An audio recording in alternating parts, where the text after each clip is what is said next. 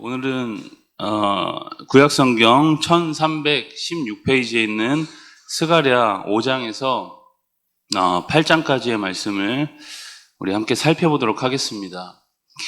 먼저 5장에서는 어제에 이어서 이제 6번째와 7번째 환상이 등장합니다. 먼저 1절부터 4절까지 6번째 환상인 이 날아가는 두루마리 환상이 나오고 있죠. 이제 두루마리는 우리가 잘 알듯이 이제 두루마리 휴지를 생각하면 됩니다. 당시는 이제 글을 쓸 때 이 양피지와 같은 곳에 기록하고 이제 두루마리 휴지처럼 이제 돌돌돌 이제 말아놓는 거죠. 그래서 보통 이제 글이 쓰여진 양피지를 두루마리라고 했습니다. 지금 스가랴의 환상 속에서 그 두루마리가 이제 날아다니고 있는 거죠.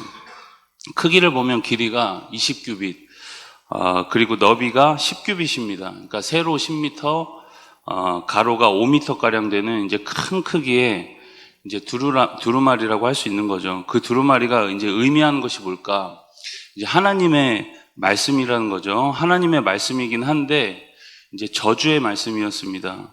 한쪽에는 이제 도둑질하는 사람에 대한 저주, 그리고 다른 한쪽은 이 맹세하는 사람에 대한 저주였습니다. 이제 10계명, 8계명과 3계명에 관련된 것이죠.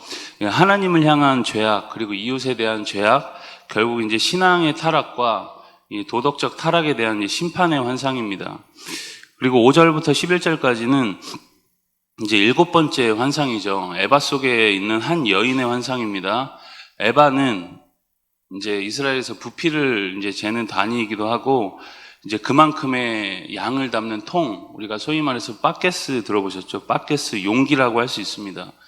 이제 세번역 성경은 뒤주라고도 번역을 하죠. 어쨌든 이 에바는 22리터 정도 되는 분량의 통이라고 할 수 있습니다.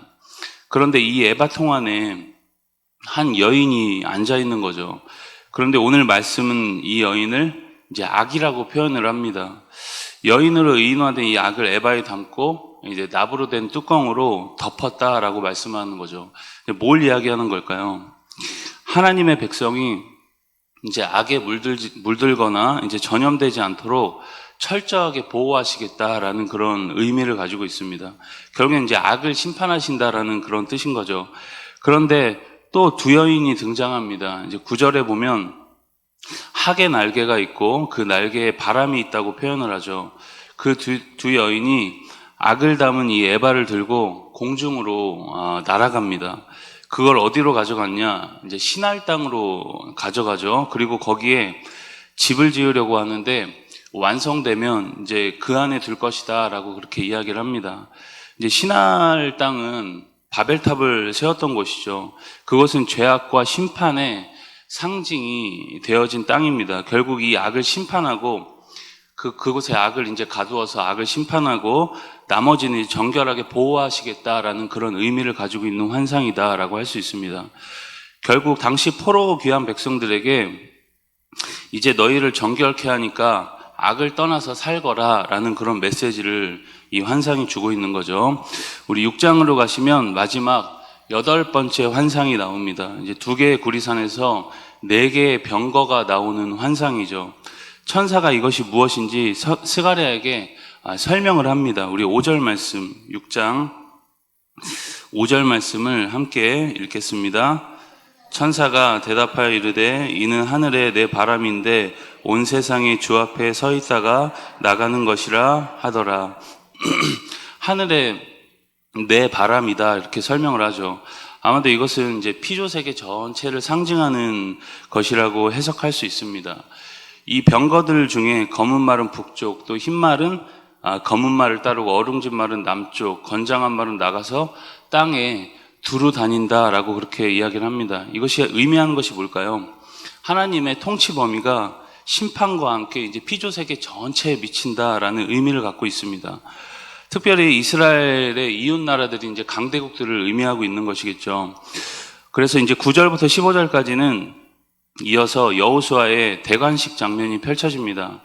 당시는 그들에게는 성전 재건의 사명이 있었는데 그 누구도 쉽사리 이제 감당할 만한 일이 아니었던 거죠. 많은 희생과 헌신이 필요했기 때문입니다. 그러나 그 일을 감당했던 이들의 이름이 이제 쭉 나오고 있습니다. 헬대, 도비야, 여다야가 성전 재건의 상징과 지도자가 될 대제사장 여호수아의 면류관을 이제 만드는 장면이죠. 여기서 여호수아는 누구를 상징할까요? 이제 예수님을 상징합니다.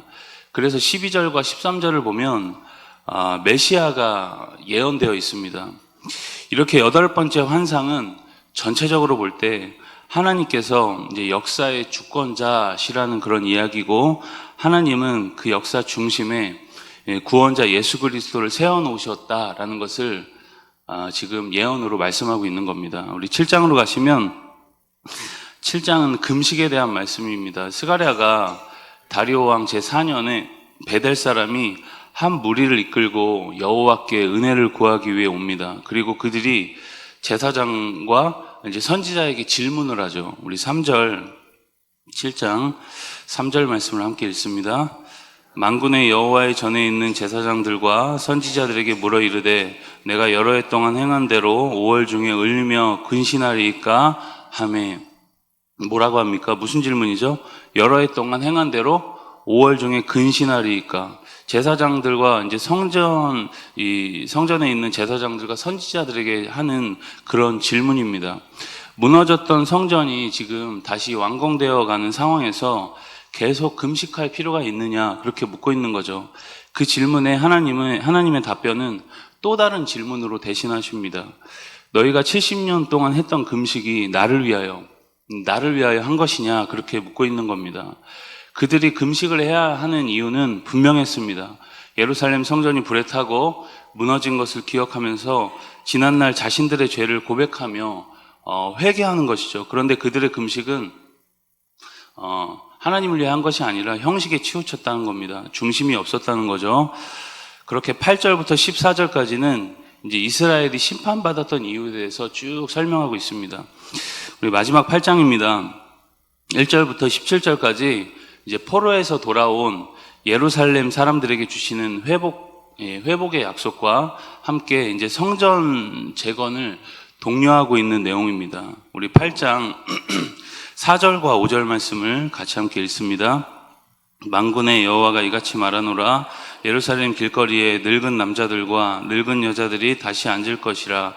다 나이가 많음으로 저마다 손에 지팡이를 잡을 것이요 그 성읍 거리에 소년과 소녀들이 가득하여 거기에서 뛰놀리라. 이제 포로에서 돌아온 사람들이 자녀도 낳고 또 나이가 들어서 지팡이를 잡을 때까지 이제 살게 될 것이라고 그렇게 이야기를 하는 거고, 또 거리에 소년과 소녀들이 가득할 것이라는 말씀입니다. 그 말은 이제 그곳이 살만한 도시가 될 것이다라는 표현인 거죠. 포도나무가 포도를 맺고 또 땅이 곡식을 결실하고 하늘에서 이슬이 내려 백성들이 이 모든 것을 누린다고 하는 것은 이제 하나님의 은총이 끊어지는 일 없이 이제 지속될 것이다 라는 그런 약속입니다. 여러분, 이렇게 포로 귀한 백성들이 누리게 될 회복과 성전 재건은 역사 속에서 우리가 보면은 단회적으로 이루어진 일이지만 이제 궁극적으로는 메시아를 통해서 앞으로 이루어질 완전한 나라의 표상이라는 것을 우리는 항상 기억하면서 이 스가랴서를 읽어야 잘 이해가 됩니다. 우리 마지막 18절부터 23절까지는 금식에 대해서 다시 한번 이야기합니다. 7장에서 했던 금식 질문에 대한 이제 실제적 답변입니다. 무슨 질문이었죠?